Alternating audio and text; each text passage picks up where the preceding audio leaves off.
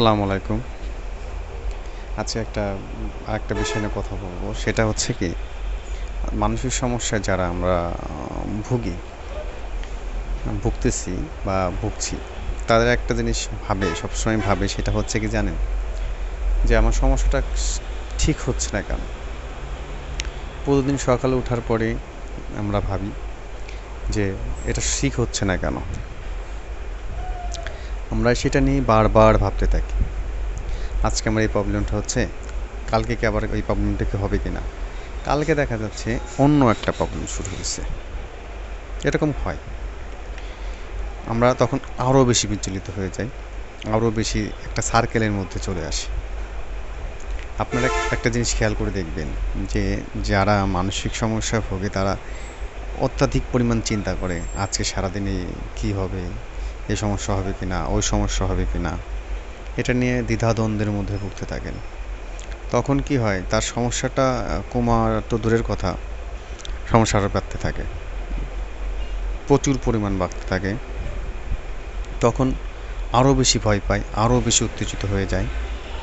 এভাবেই তার সার্কেলের মধ্যে সে বাড়তে থাকে।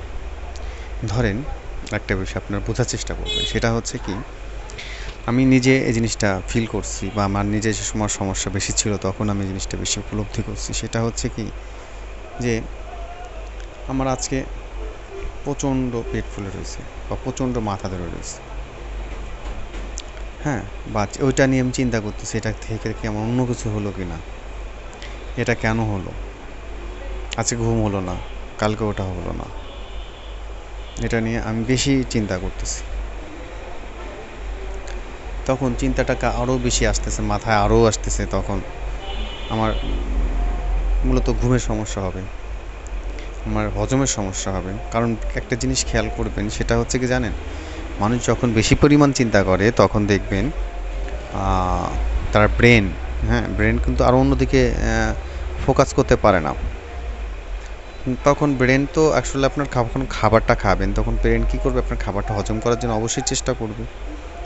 তখন যখন আপনার খাবার হজম করতে ঠিক পরিমাণ যে ফোকাসটা সে দিতে পারবে না, তখন দেখবেন আপনার পেট ফুলে থাকা, হজমে গণ্ডগোল হওয়া, প্রচুর পরিমাণে অ্যাসিডিটি এসব হবে।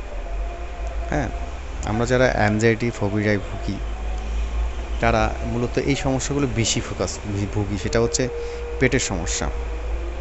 হ্যাঁ, আমি ধারাবাহিকভাবে আপনাদেরকে আস্তে আস্তে প্রত্যেকটা বিষয়ে বোঝানোর চেষ্টা করব। আপনারা আমার ভিডিওগুলো দেখবেন, দেখে ফোকাস করবেন আমি কীভাবে কথা বলছি, কীভাবে বলছি, বোঝাচ্ছি। আপনারা বোঝার চেষ্টা করবেন। আর যদি না বোঝেন অবশ্যই কমেন্টসে আমাকে জানাবেন।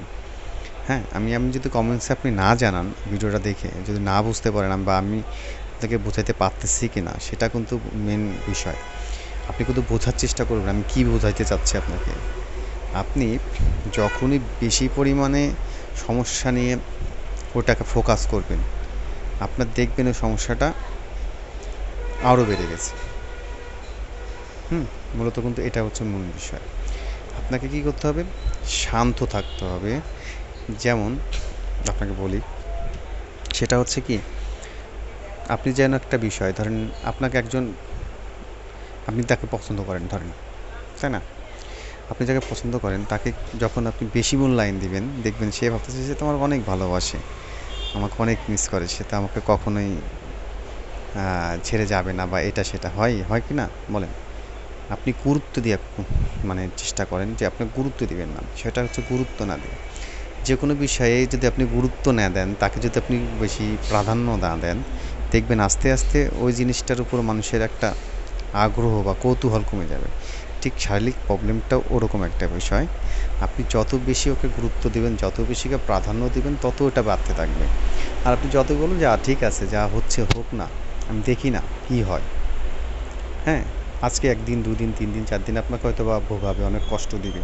যদি এক পর্যায়ে আপনি এটা মেনে নিতে পারেন যে না, হতেছে হোক না, ওটা তো স্বাভাবিক, আমার অনেকেরই হচ্ছে, তখন দেখবেন বিষয়টা আস্তে আস্তে কমতে থাকবে, ধীরে ধীরে কমতে থাকবে। কিন্তু আমি আগের ভিডিওগুলো আমি বলছি আপনাদেরকে, তাড়াহুড়া করা যাবে না। মানসিক সমস্যায় আমাদের একটা বড় সমস্যা হয় কি জানেন, আমরা অনেক বেশি তাড়াহুড়া করি। কেন তাড়াহুড়া করি জানেন?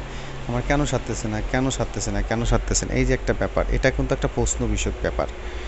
আমার কেন সারতেছে না এটা প্রশ্ন করা যাবে না। মনকে এটা বলতে হবে যখন এটা কমতেছে না, ঠিক আছে আমার আজকে এটা হচ্ছে, কালকে এটা ঠিক হয়ে যাবে। আপনি কি নিজেকে মাইনে নিতে হবে, ঠিক আছে হচ্ছে, আমার তো অনেক আগেও এরকম হয়েছে, অনেকবার হয়েছে। যারা আমরা ভুগতেছি, ধরেন কেউ 5 বছর, কেউ 10 বছর, বা আর অনেক বেশি এরকম ভুগতেছে। আমি অনেক লোক সঙ্গে আমি এরকম কথা বলছি, আমি অনেক লোকের সাথে এরকম পরিচয় আছে যারা 20 বছর যাবত এই সমস্যার মধ্যে আছে। হ্যাঁ, কিন্তু সবাইকে আমি বলতে চাই, যারা এই সমস্যার মধ্যে আছেন, প্লিজ আপনারা কোনো সমস্যাকে মূলত মানে প্রাধান্য দিবেন না, জাস্ট ফোকাস করবেন না, ঠিক আছে? একদম চিন্তা করেন যে ঠিক আছে এটা একটা সাধারণ ব্যাপার, এরকম তো হয়, এমনকি হচ্ছে।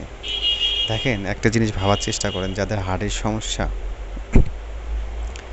জানে যে আমার আজকে হার্টের সমস্যা, কী হয়, সে হার্টের ওষুধ খেয়ে দিব্যি ভালো জীবনযাপন করতেছে, লাইফ স্টাইল চলতেছে। তাহলে কেন আমরা একটা মানসিক সমস্যা যারা ভুগতেছি, তারা কেন আমরা সুন্দর একটা লাইফ মানে সুন্দর একটা জীবনে চলতে পারবো না? মানে নেন না, আচ্ছা ঠিক আছে আপনার 90% সুস্থ আছেন, আর 10% হচ্ছে না, হোক, 10% থাক, 10 বছর নিয়ে আমি ভালো থাকবো। দেখুন এইটা নিয়ে যখন আপনি বেশি ভালো থাকবেন, যে আপনার ওটুকু ভালো, যতটুকু ভালো আছে, মানে যতটুকু আপনি ইমপ্রুভ করছেন, ওইটুকু নিয়ে আপনি ভালো থাকার চেষ্টা করেন। হয়তো দিনের এক সময় আপনি ইমপ্রুভ করছেন, ভালো কাটছে, ভালো লাগছে, দিনের অন্য সময়টা আপনার খুব খারাপ লাগতেছে, আপনি সেটাকে মেনে নেন, ঠিক আছে, আচ্ছা ওই সময়টা আমার ভালো খারাপ লাগতেছিল, ওই সময়টা তো আমার ভালো লাগতেছিল, সেটাকে আপনি ফিল করেন। এইভাবে যখন আপনি চেষ্টা করতে থাকবেন, দেখবেন আস্তে আস্তে আপনার সমস্যাটা কমতে শুরু করবে। এটা হচ্ছে মূল ব্যাপার। এর জন্য আপনি ধৈর্যস্থিরভাবে থাকুন, চেষ্টা করতে থাকেন, সকালে মেডিটেশন করেন, হাঁটেন, আপনার দৈনন্দিন যে কাজগুলো আছে সেটা করেন। আমি মনে করি এটা আমি যেভাবে সুস্থ হয়েছি, আপনিও সেভাবে সুস্থ হবেন। আর আমি আগের ভিডিওগুলো বলছি যে যারা ওষুধ খান, আপনারা অবশ্যই, যারা ডাক্তারের পরামর্শে ওষুধ খাচ্ছেন, অবশ্যই আপনার ডাক্তারের পরামর্শগুলো ওষুধ খান, কোনো রকম ওষুধ বাদ দিবেন না, ডাক্তার যেভাবে বলে সেইভাবে করুন। আর এটা হচ্ছে মূল বিষয়, কাউন্সিল, আপনি কাউন্সিল নেন, ভালোভাবে করেন, আর আমি যেভাবে বললাম যেভাবে চলার চেষ্টা করেন, অবশ্যই আপনারা সুস্থ হয়ে যাবেন, ভালো থাকবেন। আর যদি মনে হয় যে আমার চ্যানেলটা ভালো লাগে, তাহলে আপনার লাইক বা শেয়ার করতে পারেন। ভালো থাকবেন, আসসালামু আলাইকুম।